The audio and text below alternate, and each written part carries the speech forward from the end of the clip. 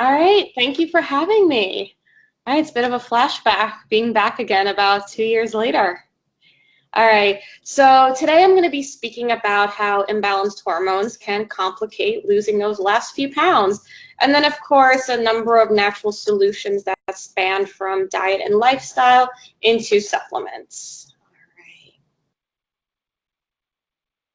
So, why can't we lose the last few pounds?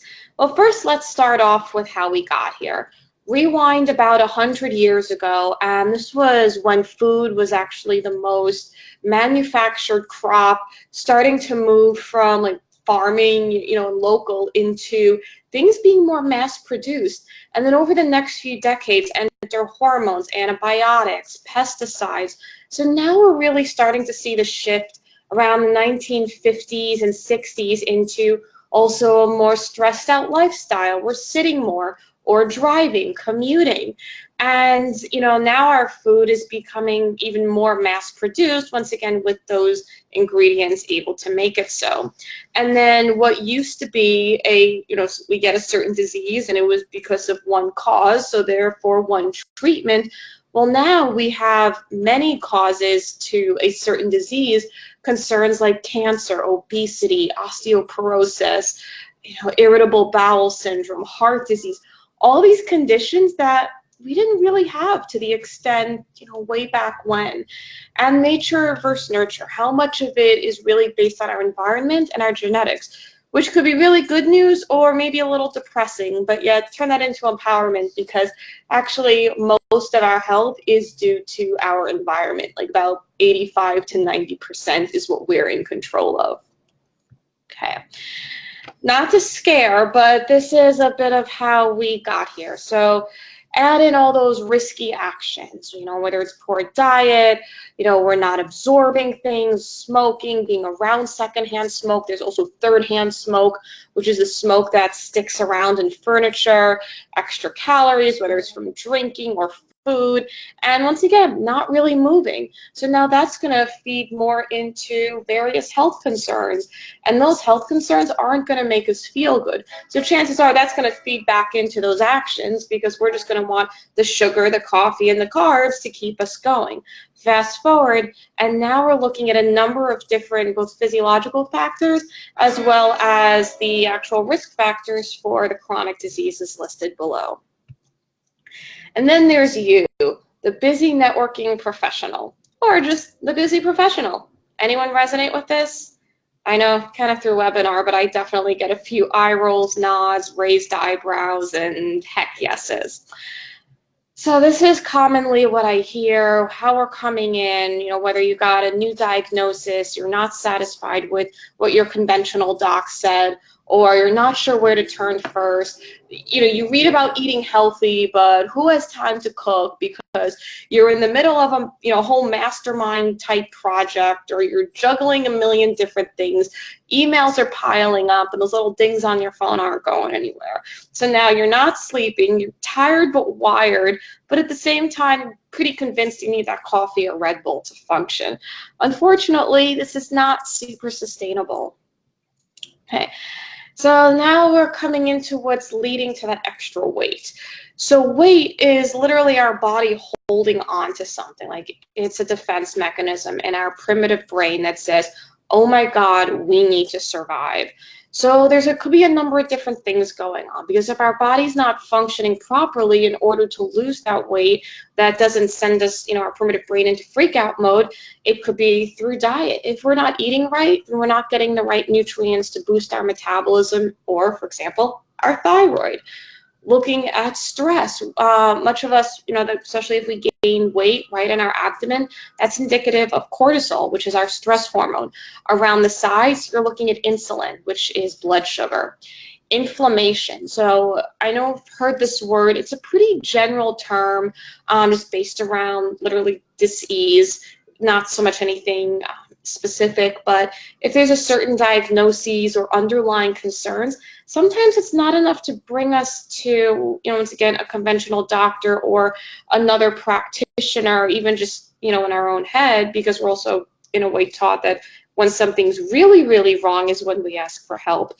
But This inflammation piece is that there's been underlying things going on. So once again, if our body's not in balance, well, there's inflammation. Starvation, whether we're not eating enough, once again, always on the go, we just don't think about it. It's incredibly common.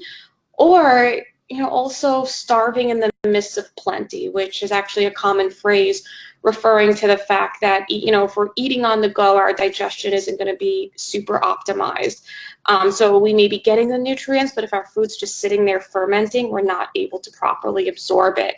And then we could also be having an abundance of food, but it could be the wrong food. So our body is literally starving for various nutrients. Then there's the emotional piece. Once again, our body, that primitive brain knows, wait, it's holding on to something. So then what are we emotionally holding on to? Because weight does insulate us and it does protect us from the outside world. If we lose weight, we're changing the way we look. That could mean changing the way we hold ourselves and how we present ourselves to the world. Are we really ready for that? And of course, what we're going to be focusing on today, imbalanced hormones. So hormones are really volatile little buggers, and the problem is when we gain weight, those fat cells also are their own set of hormones. So when we try to lose weight, we're also fighting an uphill battle, which is why sometimes it's like, well, how come I used to lose weight, much easier way back when? Or why is it so hard now? And it seems like everything I do, nothing's happening, which there may be other reasons, and we'll get into that later on as well. Poor sleep. So whether you're waking up in the middle of the night, can't fall asleep, going to bed, especially after 11 o'clock. So after 11 o'clock, that's when, from that 11 p.m. to 3 a.m. is where most of our melatonin, which is our sleep hormone, is made. That varies inversely with cortisol, our stress hormone. If we're not sleeping right, that cortisol, which is also a marker of stress and inflammation, is slowly moving on up. And that chronic cortisol will really throw off those hormones, both from the fat cells and from all the organ systems that both make and metabolize hormones. Poor digestion, as mentioned before, kind of that starving in the midst of plenty, but also moving into the fact that we have 4 pounds of gut bacteria. So actually we're outnumbered by our cells 10 to 1, so we're actually like 10% human. Fun fact. A lot of gas, bloating, that could also very much be hormonally related. There could also be underlying GI issues. There's, liver detoxification. There's so many different things that can go into digestion, or thyroid as well, that, if we're not pooping properly, if we're not digesting, that eating one thing and constantly bloating, well, that could also be an issue because, once again, that's contributing to inflammation in our body. So as we see, it's more than just calories in, calories out. So while there is something to be said for calories, there's a much bigger, it's the tip of the iceberg. So you're really looking at everything underneath. Okay, and a few things to note. Where do you gain weight? So once again, like right around the belly area, that's a lot of cortisol. And around insulin is, the blood sugar issues. Usually men tend to have the more quote-unquote apple body, so that's the weight gain in the abdomen, while women tend to be more like hips and butt. However, we also have many different types of bodies depending also on what our hormones are doing as well. When do you gain weight? Is it mostly around your period? That could also signal whether it's, commonly it's high estrogen or low progesterone, or it could be normal estrogen but really low progesterone, so that ratio still looks off. Or do you look like your family? That could also indicate that there's a genetic component and maybe you really are more susceptible to certain weight gain and have to work a little bit harder than some other people. And what has or hasn't and worked in weight loss efforts, and why? Is it just a thought process? Is it not sustainable? Is it every time you go on this super clean eating diet, and then all of a sudden you come off of it and go back to the way you were eating, maybe a few tweaks? Well, that means there may be something else going on, like you scratch the surface, but other physiological mechanisms from what you were eating before have already taken into that kind of decline of, all those hormone imbalances. And once again, are you holding on to anything? Because sometimes the more we push and want to do and go, that creates its own set of stress that could be super frustrating. And then, we kind of hit a wall and don't really go anywhere. Okay. And here's the fun fact. Here's all your signs and symptoms of hormone imbalance.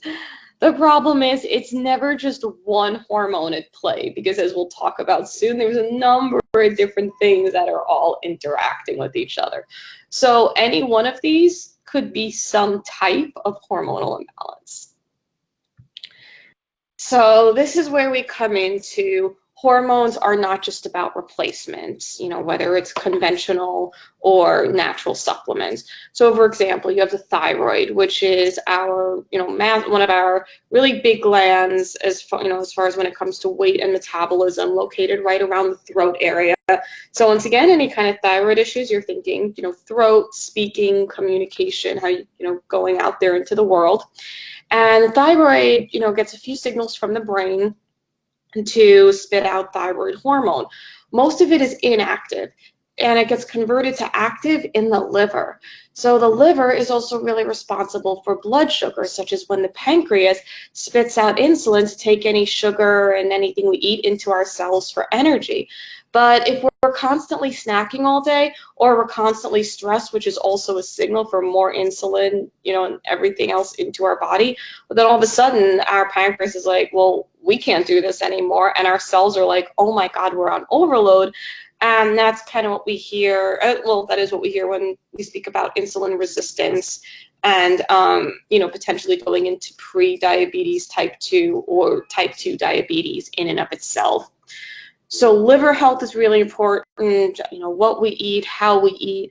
Adrenals, incredibly important. So those are the two little glands that sit on top of our kidneys. And in the center of it, the adrenal medulla, those are, that's what secretes epinephrine and norepinephrine. So imagine in our fight and flight, we're getting mobilized to run from a bear. It's the cortisol that keeps us running from a bear.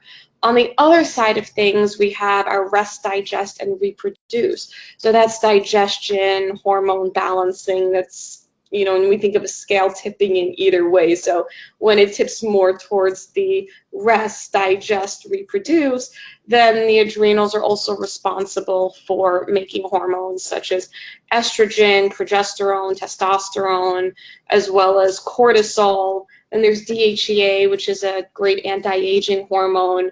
So, and the adrenal glands are also what take over, especially in women, when they're kind of going through that peri to menopause, post-menopause, when the ovaries are like, all right, we're done producing eggs. So really nourishing those adrenal glands are going to be imperative when it comes to balancing hormones, especially later on in life, as they're also responsible for managing our blood pressure. So definitely want to be standing up straight. Once again, the ovaries and the testicles, testicles in men rather, ovaries in women. So those are also going to be responsible for making estrogen and progesterone, especially in the premenopausal women. And, once again, once those are on the decline, really the main, producer is going to be the adrenals. Thymus is located kind of around, like moving down our neck a little bit into that like upper chest area, responsible for our immune system. So immune health, very important, because, well, we don't want to get sick. And when we're sick, it's a type of stress. And if we're sick, once again, that kind of stressors, it's like, we're not going to want to reproduce and have things in balance or lose weight if, our body is now diverting resources to heal. Pineal gland, located in the brain, also responsible for making melatonin, and not just our sleep hormone, but our most potent endogenous antioxidants. So freeing our body of all those toxic substances and acting just to really neutralize everything. The hypothalamus and pituitary are two major glands in the brain, and they talk to each other. So the hypothalamus is constantly talking to the pituitary. The pituitary is linked to glands such as our reproductive organs, like the ovaries, as well as our thyroid and adrenal glands, all in multiple feedback mechanisms.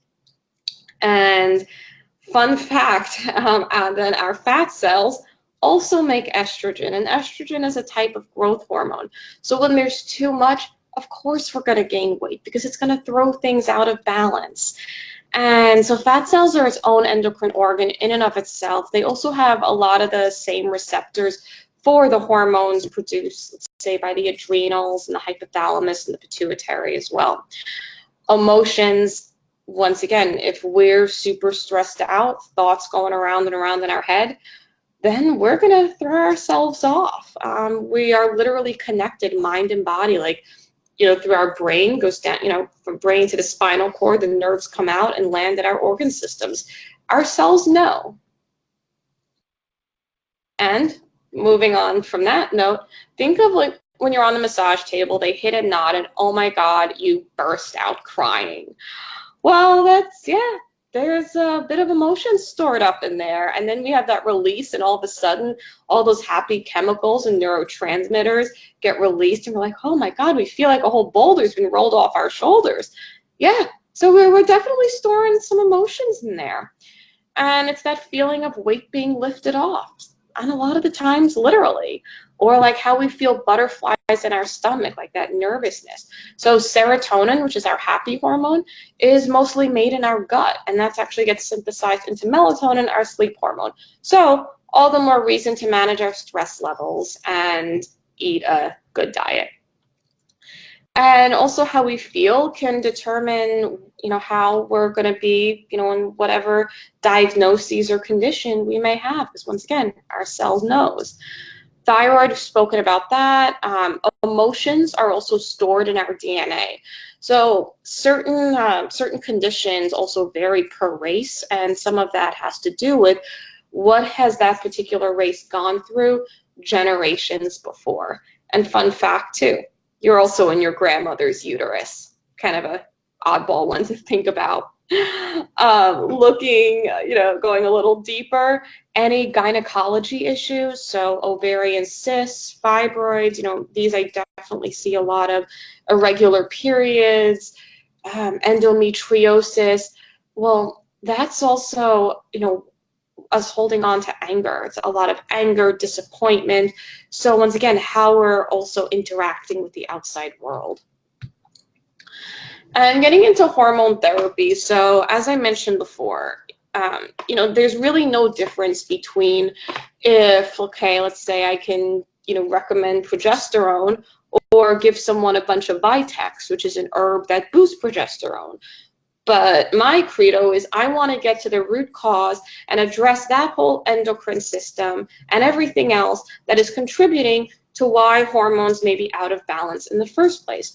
So if you were on birth control or had a history of being on birth control, if you were on it just for symptoms like acne, painful periods, lots of cramping and so forth, then there's a lot of natural things we could do for that. However, if there was also the reason to be on it for not getting pregnant, then we could also talk a lot of non-hormonal or especially local birth controls as well if, hormones were something that you were super attached to. Hormone replacement therapy. So this, is you're coming into more potential side effects. So yes, this, the first part for men, the testosterone replacement, but the next part where we're really going to focus the estrogen and or progesterone.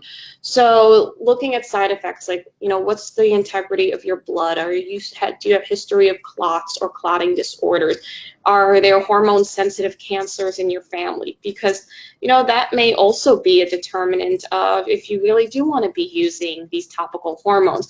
The other piece with hormones as well is that it's usually at such a dose and mimicry that it just tells our body, okay, cool, we don't need to make these anymore. But the problem is we're not meant to take them forever. So then the moment we come off of those, a lot of the times we still have the same issues that we have than when we first got on them.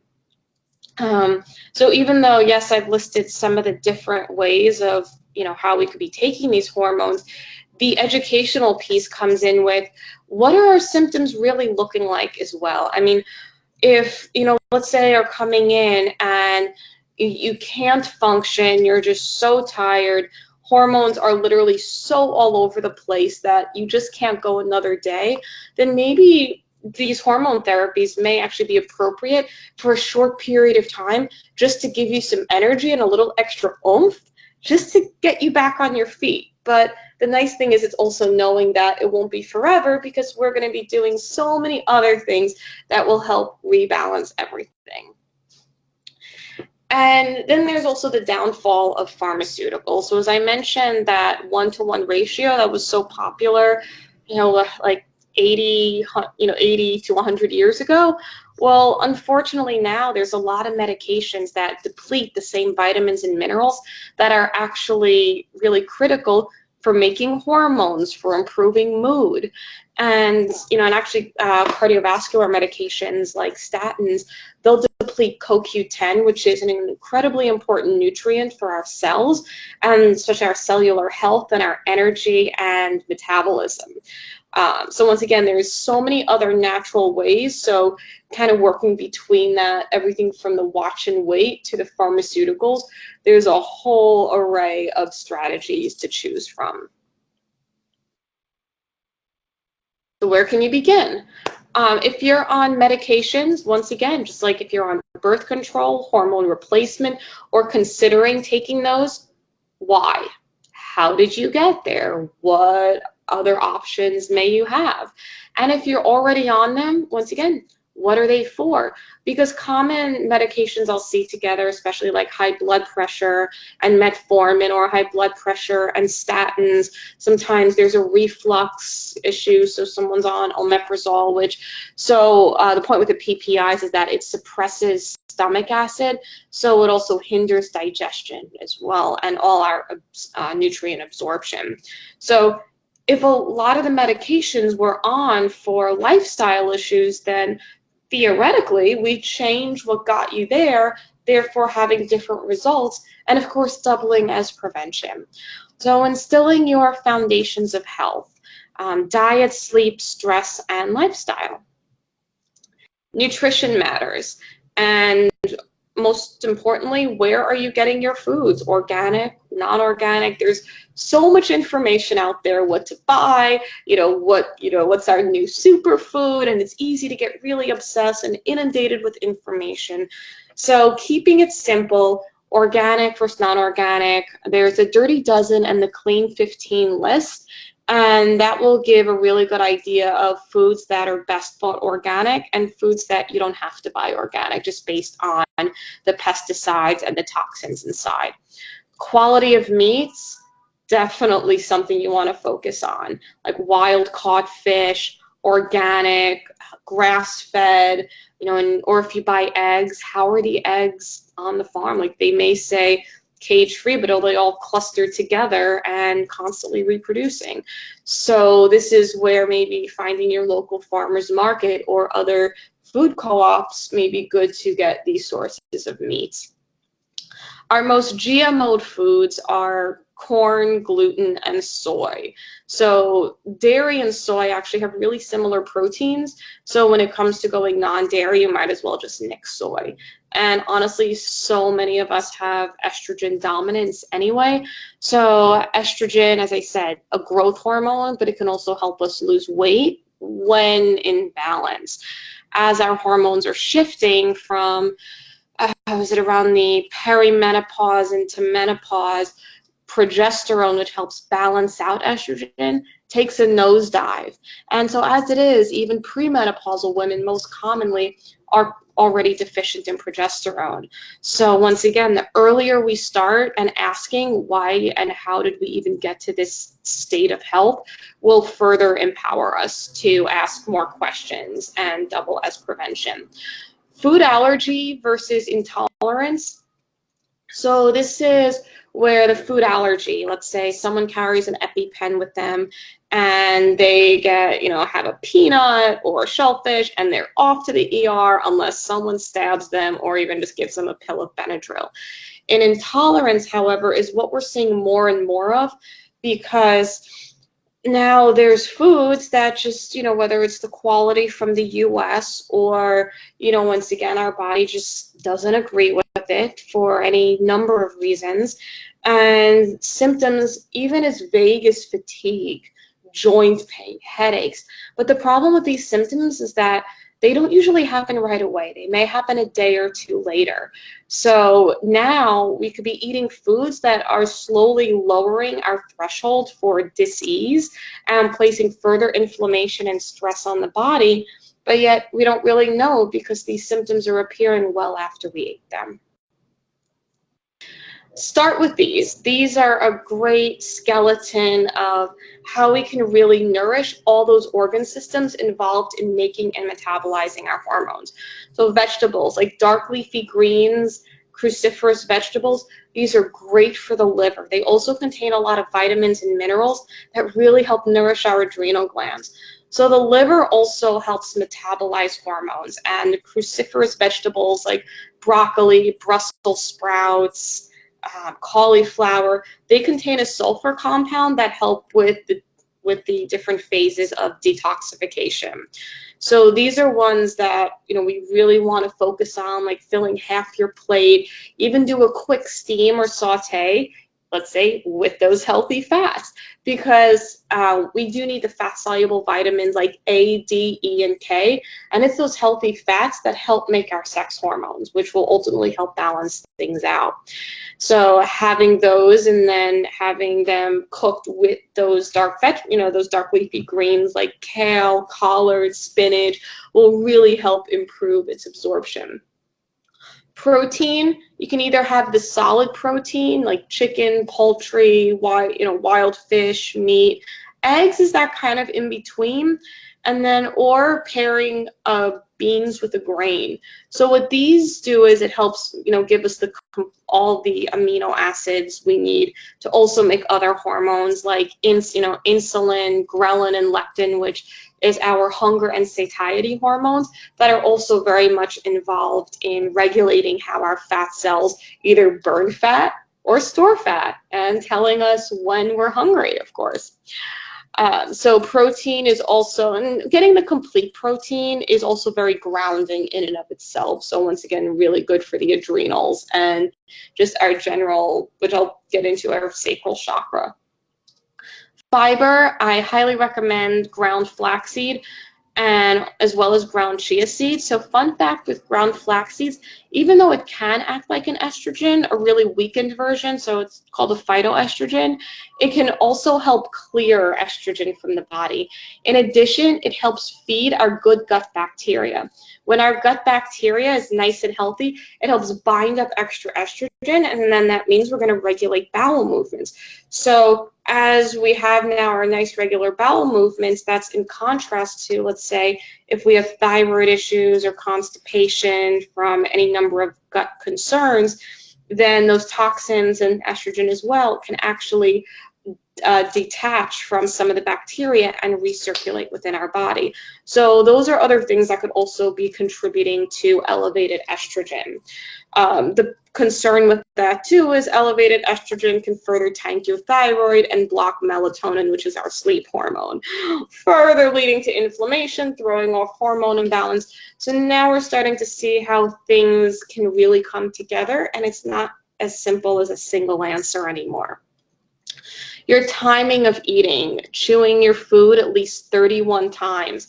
I say 31 because it's a really funky number, and it's easy, and so it's easy to remember because it just sounds really weird. Other than that, there's really no better secret. Just really emulsify your food. Your body likes it, less that it has to do once it actually gets into our digestive system. And intermittent fasting. So I recommend this for most healthy people. If you're pregnant, don't do it. If you're, barely getting out of bed in the morning, your energy is tanked, don't do it. This is a little bit of a stressor on the body, but what it more importantly does is it helps lengthen the telomeres on our DNA, so it helps us live longer.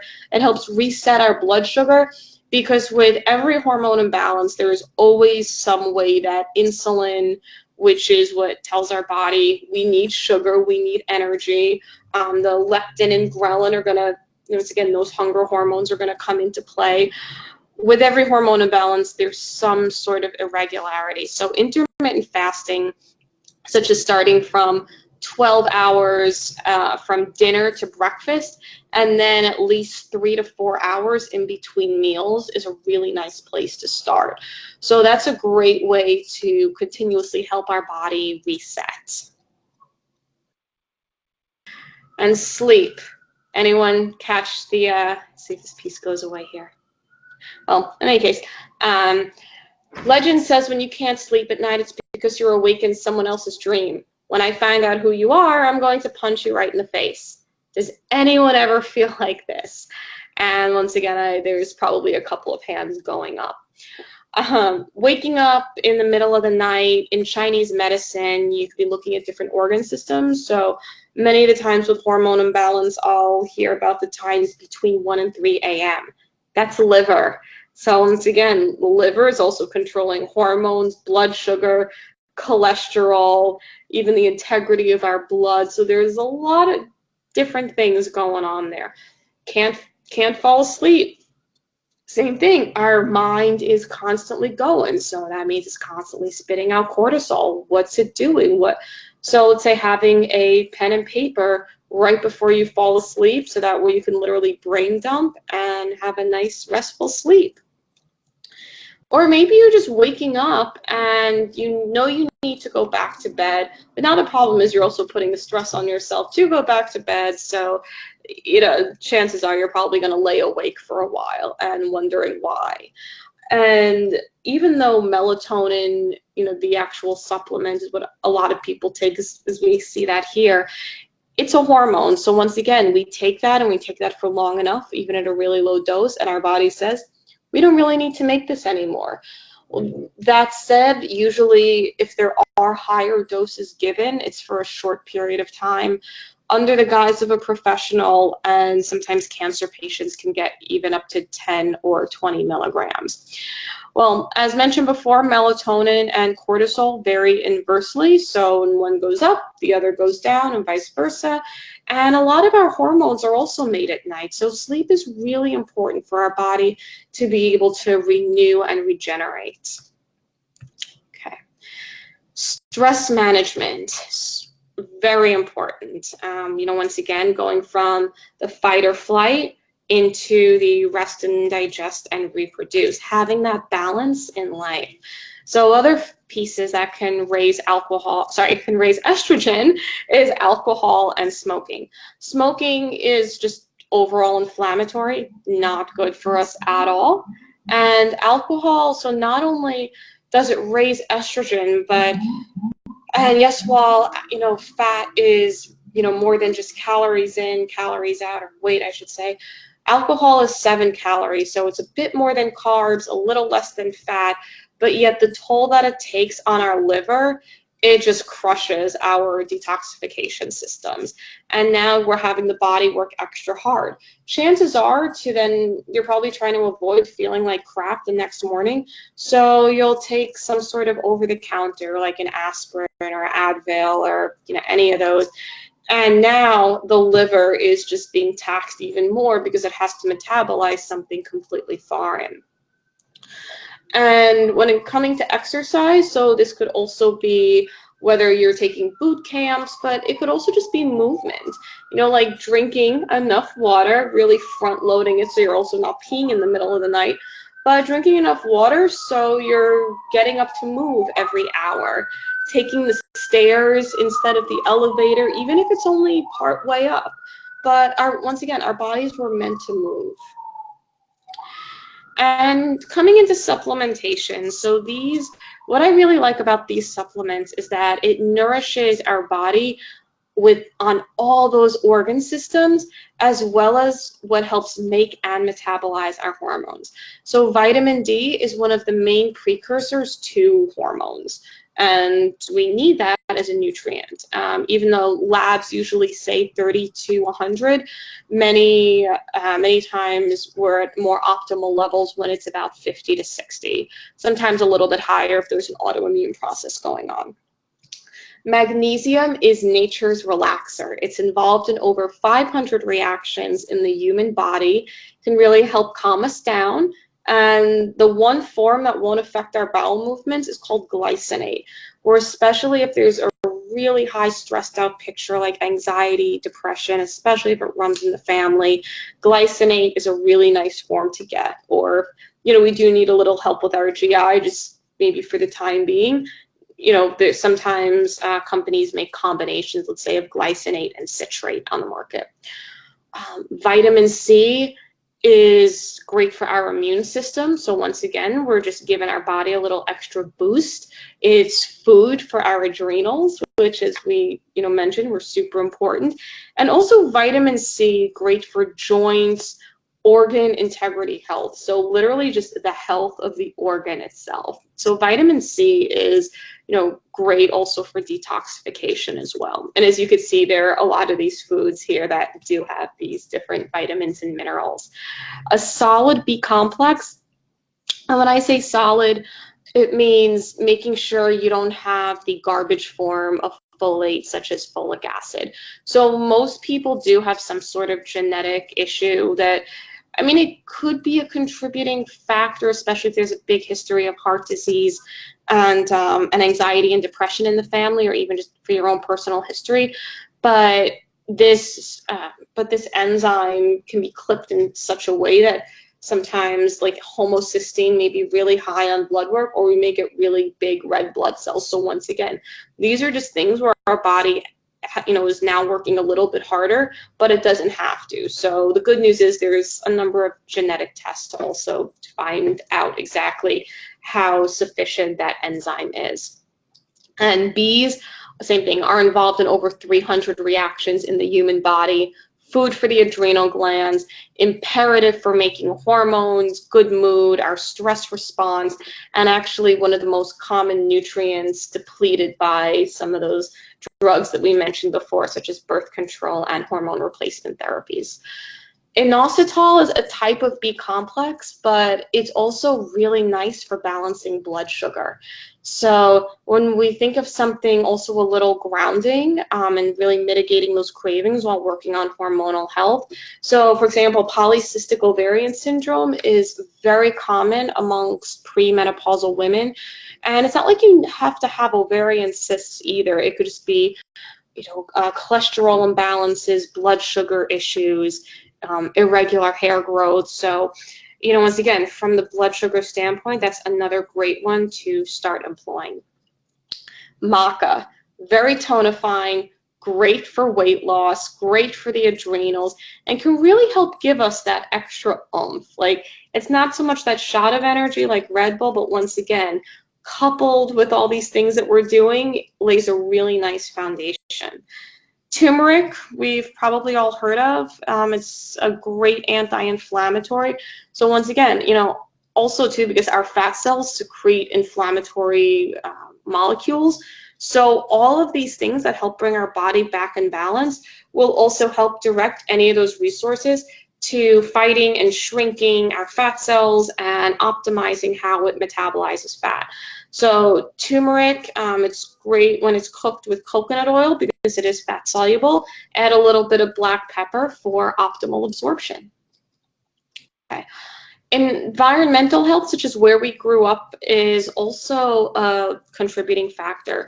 Once again, it's not like, okay, you feel it if we go on vacation to, let's say the picture underneath a nice big metropolitan city, we'll feel a little more grounded, able to walk in the dirt, which actually literally helps neutralize all of the electrons and energy inside of us. So all the car exhaust, perfumes, car fumes, and then even moving down into the beauty and cleaning products, a lot of those mess with our hormones because they act like estrogen as well. filtered water, especially depending on where you live. Once again, organic versus non-organic, whether it comes to all these products and even our food, and feminine hygiene products. So think like pads, tampons. Ladies, menses can clear up if you get rid of your tampons. They are riddled with chemicals, and the vagina is 4 times more absorptive than our thinnest skin. So consider a Diva cup, or there's also what's called a Lena cup. It's, same thing. Just find the size that fits for you or is right for you. And usually on the website, they have different guides depending on, let's say, if you've had a child or not. Okay. And then, as I mentioned, if you're not hitting that goal weight, you look like your family, at the end of the day, genetics are our blueprint. It's that skeleton of the house, and then it's how we build the rest of the house, and what we put in the house is how we live our lives. So if we're not sure, we've tried everything under the sun, then genetics may actually be the missing link. And then there's other considerations, as I've also spoken about, the mental, emotional side of things, because if we lose weight, that may change how we think about ourselves, and same as if we gain weight, there's a whole experience that comes from it. Chinese medicine, if you're waking up at certain times of the night, a lot of the times 4:30, kind of even at like 4:30 to 5 a.m. is like ruminating thoughts. So did you do what you needed to throughout the day? Or how are you organized? Are you delegating tasks? So even just delving into your general lifestyle can give, clues and help heal also other, what's going on in your body as well. Our chakra is incredibly important, healing those as well. So, coming from right at the very base of our pelvis, moving on up through our head.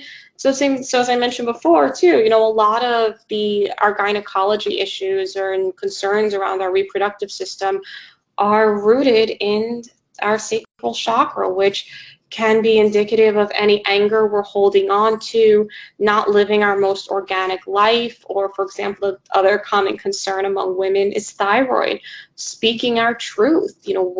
How are we presenting ourselves to the world? And also each zodiac sign can have a different propensity for various conditions. And with everything, so I know is a lot of information to take in, I do have a bonus gift for you. It's called Your Ultimate Guide to Naturally Balanced Hormones, where you'll also get some recipes that involve a lot of the vegetables that I've listed before, as well as some supplements and other lifestyle tips. It will give a more in-depth explanation of really how all our hormones kind of come together, as it is pretty specific. So if you just go to the link below, it will bring everything up. So yeah, please enjoy the free PDF that I have for you guys. And here is all my information. I would love to connect with you.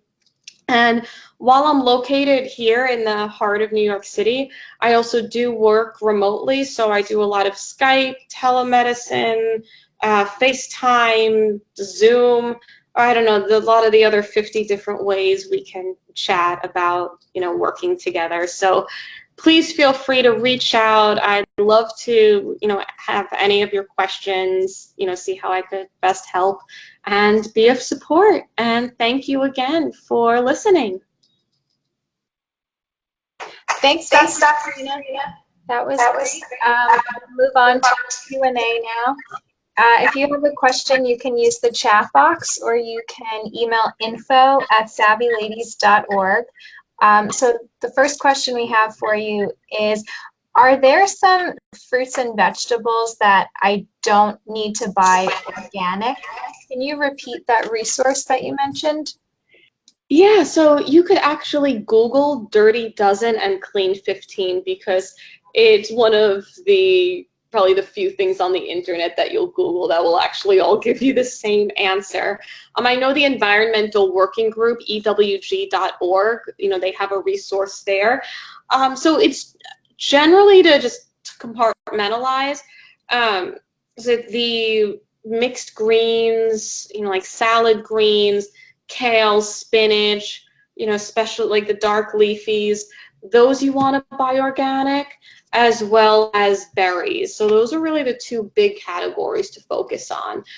For example, some of the ones in the Clean 15, onions, avocados, grapefruits. So, you know, some of them with a little thicker skin, you could generalize. Okay, thank you.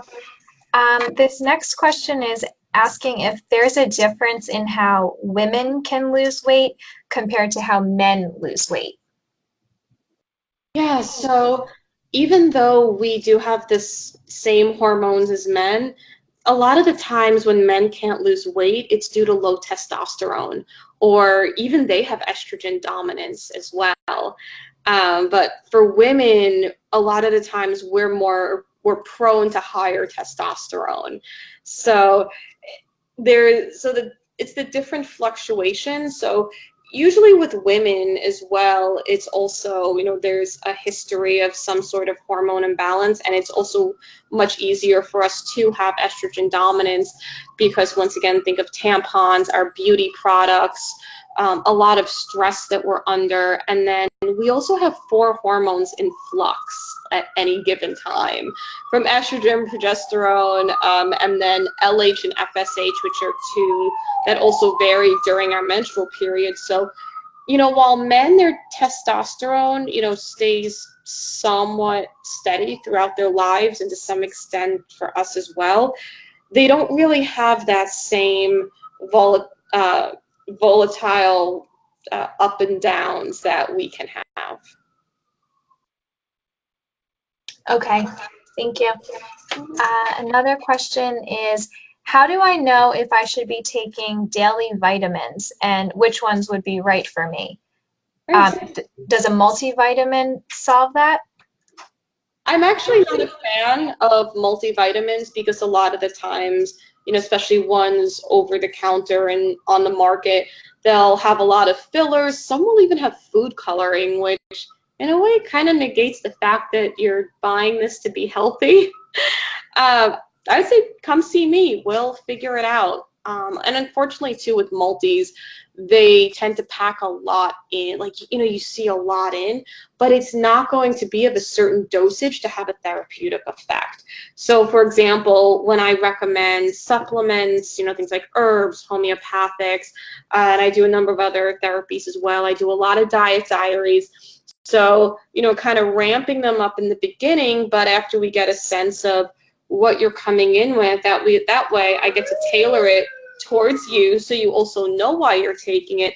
And then as we're putting in, you know, lifestyle techniques, teaching you about how to listen to certain signs in your body, getting your diet, you know, to that next level, as I've also worked with other wellness professionals, then all of a sudden the supplements that, you know, we wind up weaning off of and transitioning in and out, because I'm also giving you those supplements because I have an idea of what they're going to be doing, and whether we're tracking them through blood work. Sometimes I do some other testing as well, like cortisol tests, which, you know, where we spit in a tube a couple of times a day, and even genetic tests as well. That way, let's say as we're starting to wind down, you also get a sense of, oh, I feel really good on these supplements, because it's like, how much life are you also going to commit? Like, many of us don't want to be 100% super clean all the time. So supplements are meant to supplement, you know, a healthful diet, whatever that may mean to you. Okay, and this question is asking, can you speak more about maca, and can you also talk about the benefits of turmeric? Yes. So turmeric is really your great overall anti-inflammatory. I mean, it's great to reduce risk of heart disease, cancer. I mean, so part of why I mentioned it too was because it really hits a lot. So when I think of, all right, getting the most bang for your buck, and, you know, even to some extent, the questions before, it's also, okay, that's a great place to start when thinking of, you know, what to start with. And then, so maca, I said really good, really tonifying. And so it can improve energy, stamina. It's so, with that little boost, even good for libido. And it's also really high in various vitamins and minerals, especially vitamin C. And it also has a good amount of fiber as well, which, once again, really good for gut bacteria, and it helps, improve our GI system. So really that slide and those nutrients, and once again, if you download, the free gift that I have as well, that will also, hone in on, okay, what are some really good supplements to start with. Okay, and I believe this is the last question, also related to that. Can you talk a little bit more about chia seeds, having seen that they're good, but then there's also a downside? Yeah. So chia seeds are great when they're ground up. I guess as we notice, sometimes it can literally go through. But I personally really like chia seeds. It's real, once again, great for fiber, great to help our digestive system as well. And then especially in the first half of our cycle, it can help improve and tonify. So when I say, boost our estrogen, it's not so much in the way like, okay, it's going to send it through the roof, but, there's something called seed cycling, where in the first half of our cycle where we are a little more estrogen heavy. So this will also help, with liver and detoxification. So just make sure we're getting those proper levels and then normalized. And then, so let's say from when you get your menstrual period to right around ovulation, and then around ovulation to, until you start menstruating again, to actually start going for more sunflower and sesame seeds, which help boost and ensure we're getting optimal levels of progesterone. So I haven't heard any negatives or clinically experienced any negatives with chia seeds, because a lot of the times we're not even getting enough fiber in our diet. So I find it that, when I do recommend, especially for women, to start seed cycling and to really getting some of these seeds in, it's only of benefits. Okay. All right, well, those are the questions we have. So I want to thank you, Dr. Serena, for a really great presentation. I want to thank everyone for joining us today. As a reminder, we'll be sending out the link that Dr. Serena shared. So if you didn't have a chance to write that down, we'll be sending it to you. Thanks again so much, Dr. Serena. Right, thank you again. Bye-bye.